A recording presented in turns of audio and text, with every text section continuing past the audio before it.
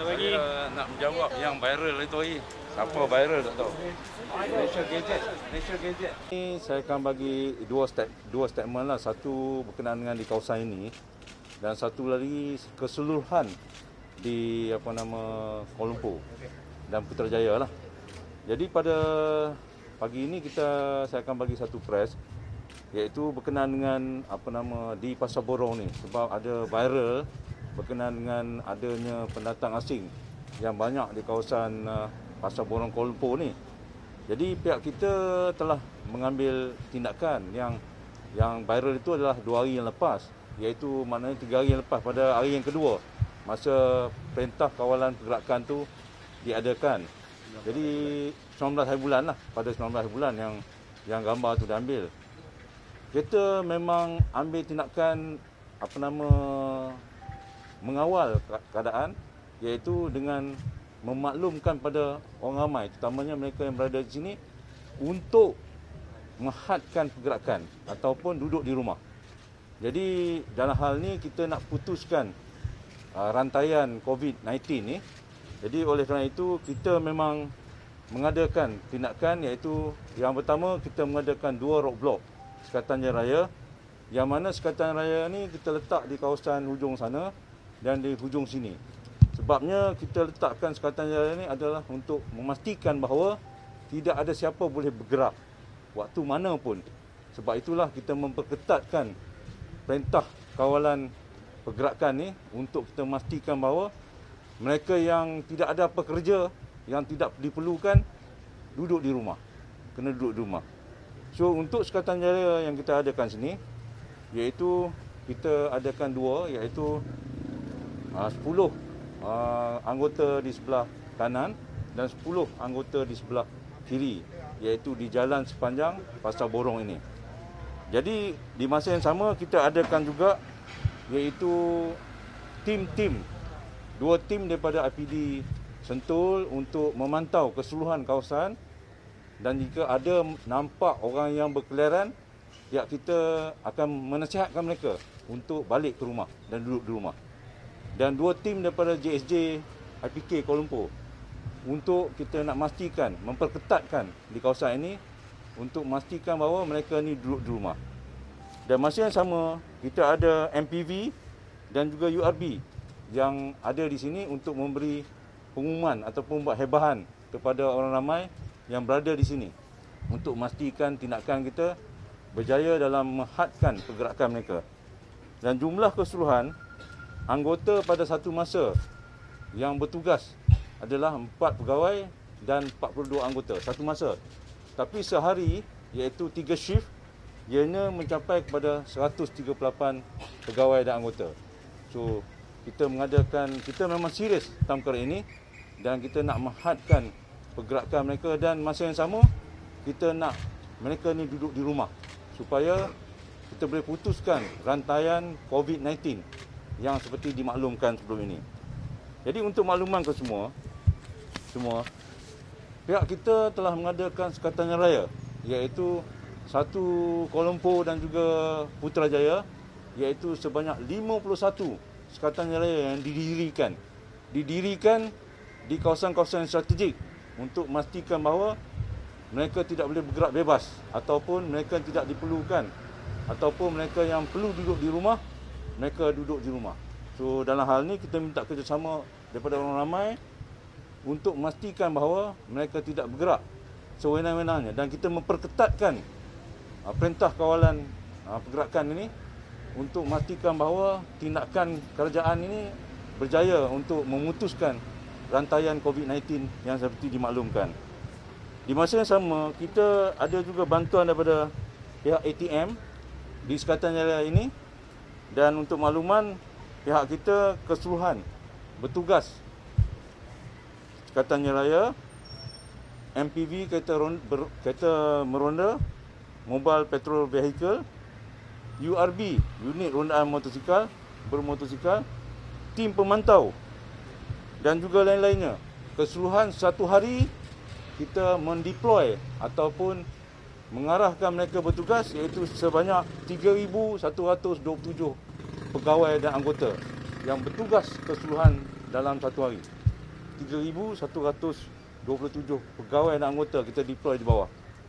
Dan masa yang sama pihak ATM telah mendeploy satu hari 420 pegawai dan anggota. 420 pegawai dan anggota. Jadi dalam hal ini pihak kita akan sentiasa membantu pihak-pihak yang tertentu sepertinya KKM dalam urusan untuk mencari mereka yang berkenaan yang terlibat ataupun yang terlibat di masjid tabligh itulah Jadi di Masjid Sri Petaling. Sudah hal ini pihak kita akan lihat di kawasan Kuala Lumpur yang mereka ada pergi ke Masjid Sri Petaling untuk mereka menerima rawatan, buat saringan. Dan ini tanggungjawab kami juga untuk membantu KKM untuk memastikan bahawa penyakit ini tidak merebak dan kita putuskan rantaian COVID-19 tersebut. So itulah saya punya statement pada begini. Ada soalan? Setakat ni kita dapat melaksanakan tugas dengan baik. Tidak ada perkara yang tidak diingini berlaku. Walaupun ada kes-kes tertentulah yang menghalang pejabat awam menjalankan tugas, tetapi kita dapat memastikan bahawa mereka yang berkenaan duduk di rumah dan tidak keluar dari rumah, dan kita akan teruskan terutama di kawasan Pasar Borong ini, kerana kita lihat bahawa di Pasar Borong ini terdapatnya ramai pendatang asing yang bekerja, dan kita dapati bahawa pendatang asing ini mereka ini ada kad UNHCR dan juga ada dokumen. Dan dalam hal ini pihak kita mencadangkan kepada pihak PBT yang pertama kita nak menghadkan waktu operasi bagi Pasar Borong ni. Cadangan kami kepada PBT menghadkan dan singkatkan, contohnya sekarang ni 24 jam katakan, macam 24 jam, 24 hours. Tapi pihak kita nak mencadangkan untuk menghadkan perniagaan di sini. Itu yang pertama, cadangan kami. Yang kedua, di sini ada 440 gerai di Pasar Borong ini. 440 gerai, di mana kalau kita kira satu gerai ni dia employ 5 orang pekerja. Ianya akan campur semua jadi 2,000 lebih. Bila 2,000 lebih, terlalu ramai orang berada di situ pada satu masa. 2,000 lebih pada satu masa. Jadi oleh kerana itu kita ingin mencadangkan pada PBT untuk menghadkan bilangan pekerjanya dalam satu gerai itu. Sebab sekarang ni dah musim COVID-19, kuranglah orang datang kan. Bukan kata kurang, customer pun nak datang pun susah kan. Jadi kuranglah pembeli tu. Kenapa dia nak masih lagi maintain pekerja yang sama kan? So oleh kerana itu kita ingin mencadangkan untuk kurangkan, untuk mengelakkan berlakunya rapat-rapat. Sebab kita tak mau mereka ni terlalu rapat. Kita nak ada orang kata social distancing. Mana ada jarak di antara mereka ni. So kalau dah ramai dalam satu pasar tu, dia jadi rapat-rapat lah kan? Belum masuk pembeli lagi. Katakan 2,140. Katakan satu gerai 5 orang pekerja dia.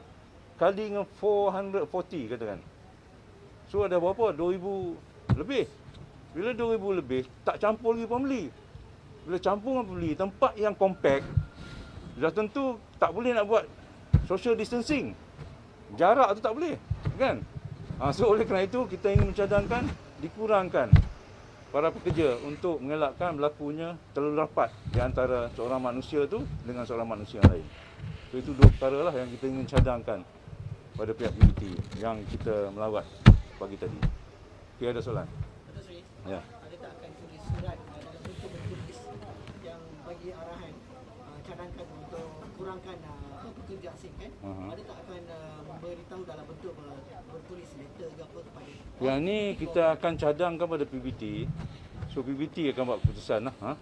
Jadi pihak polis mencadangkan pada PBT lah. Okey. Jadi saya kalau dia orang setuju buatlah kan. Kalau ini cadangan daripada pihak polis lah. Okey. Tapi setakat ni dari segi yang peserta yang hadir tabligh tu di KL ada kenal pasti tak berapa ramai dari KL? Oh, ini kita sedang uruskan. sedang urus. Ada satu task force Bukit Aman yang mengendalikan perkara ini. Okey ya. Jadi waktu operasi yang dicadangkan polis kepada PB itu berapa jam untuk sebenarnya? So saya dalam hal ni kita menghadkanlah waktu mana yang puncak yang orang beli. Contohnya kalau waktu pagi kata kan, kita buka waktu pagi kan. So waktu lain kita tutup, kita kurangkan kan supaya ada waktu tertentu lah. Saya nak bagi tahu masa ni kena buat kajian balik lah. Okey. Lagi? Datuk Seri, sepanjang tempoh perintah kawalan ni, dari segi statistik jenayah untuk KL ada Turun 45%, 45% turun. Turun 45%. Jadi turun. 48%. Sorry, semalam 48. Yang sebelum tu 45. Sekarang semalam jadi 48. Yang terkini 48%. Okey.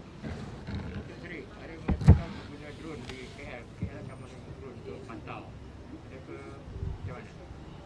Oh, itu kita tak boleh nak maklumkan lah guna apa. Cuma kat sini memang tindakan kita adalah untuk memastikan bahawa mereka ni yang ada di Kuala Lumpur ni tidak bergerak ataupun mereka ni mesti duduk di rumah untuk memastikan bahawa rantaian COVID-19 tu dapat diputuskan.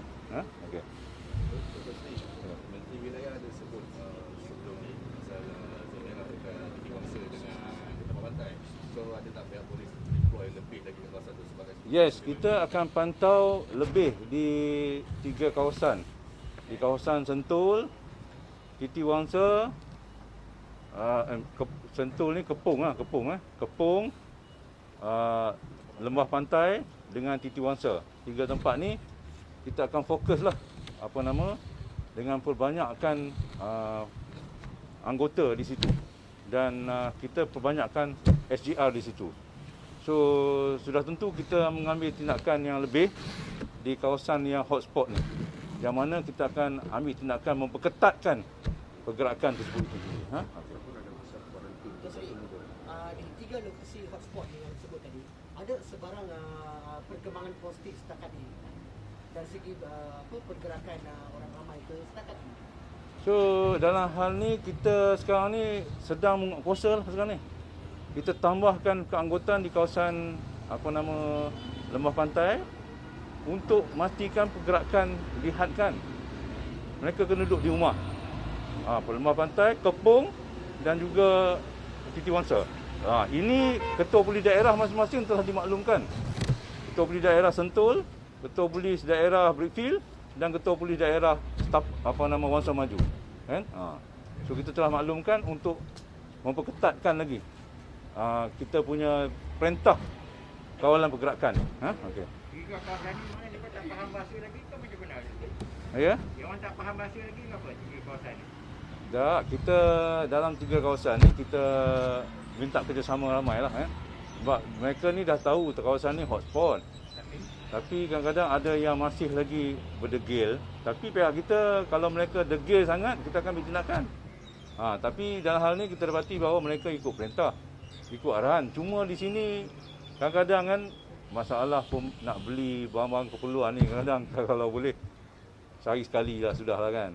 Tak payah banyak kali pergi balik kan. So itulah kita sebenarnya nak hadkan pergerakan supaya tidak ada berlakunya orang terlalu ramai tempat tersebut dan terdedah kepada COVID-19, penyakit COVID-19. Okey. Datuk Seri, mention just now 48% lah jenayah KL turun. Antara yang ketara ni jenayah apa? Ragut. Ragut. Sebab ketara ragut ni sebab pelancong tak ada, semua tak ada. So orang yang berjalan di bandar pun tak ada. Jadi memang orang kata apa, ketara lah turun ni. Okey. Macam curi motosikal semua Datuk Seri? Curi motosikal pun kurang. Kurang sangatlah. Okey. Datuk Seri, adakah tangkapan yang menghalang pejabat awam Setakat ini? Ada. Kita ada ambil tindakan, cuma saya tak ada dia punya ni. Tapi ada. Ada yang yang orang kata apa, dia tidak mematuhi lah. Kadang-kadang mabuk pun ada kan. Dia langgar kita pun ada. Jadi kita ambil tindakan lah sewajarnya. Okey. Boleh ya? Terima kasih. Saya terkatai yang 3 hotspot tadi, ada tak cara yang polis nak ke taman-taman perumahan mewar-warkan benda ni? Yes, sedang dibuat. Kita sekarang ni saya dah bagi arahan pada dia orang ni, kereta Peronda masuk ke taman-taman, URB masuk di taman-taman. Tim-tim pemantau bawa lock hailer. Bercakap dengan lock hailer. Tuan-tuan dan puan-puan, minta duduk di rumah. Jangan keluar rumah. Pasal kita nak mereka ni duduk di rumah. Itu maksudnya.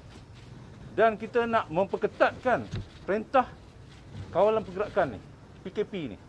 Sebab inilah tujuan kami pada hari ini. Okey. Itu sebab kami deploy untuk memastikan bahawa perintah ni dapat dikuatkuasakan cara ketat. Cara ketat. Okey. Bilangan penduduk yang tinggi dah turun kan? Ya? Bilangan penduduk yang tinggi. Dah turun. Kerjasama banyak. Kerjasama banyak. Tapi cuma kita from time to time lah kan. Time to time. Cuma kita ni masalahnya ada yang nak beli makanan kan. Kemudian ada Grab belum lagi yang ni hantar makan panda semua ni kan. Itu ada yang keperluan tugas essential duty kan. Perkhidmatan yang diperlukan. So macam reporter perkhidmatan diperlukan kan. Jadi takkan nak tahan kan. So kena bagi jalan. Yang ni yang berada di jalan raya kan. Itu sebabnya kat sini kita kalau boleh kita nak ke 90 ke 95% lah. 90 to 95% pematuhan tersebut. Sekarang di Kuala Lumpur hampir 90% lah. Hampir 90 kan. Ada 10% lagi. Yang perlu kita buat ni adalah untuk kerana dia ada apa? Ada yang diperlukan kan. Okey. Boleh, terima kasih. Kita jalan. Tuan-tuan dan tuan-tuan, sila duduk di rumah. Ini adalah perintah kawalan pergerakan yang mana kita menguatkuasakan perintah kawalan pergerakan itu mengendakkan tuan-tuan dan puan-puan duduk di rumah. Oleh kerana itu, minta kerjasama semua untuk duduk di rumah untuk kita memutuskan rantaian COVID-19 dan tidaknya merebak penyakit tersebut. Tuan-tuan dan puan-puan. Betullah. So, tujuan kita ni adalah untuk mereka duduk di rumah.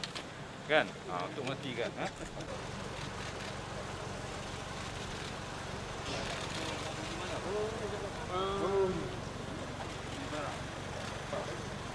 Dia kata dia beli barang. Tu tak boleh nak tahan. Barang keluar. Barang makan lah. Barang makan lah. Okey.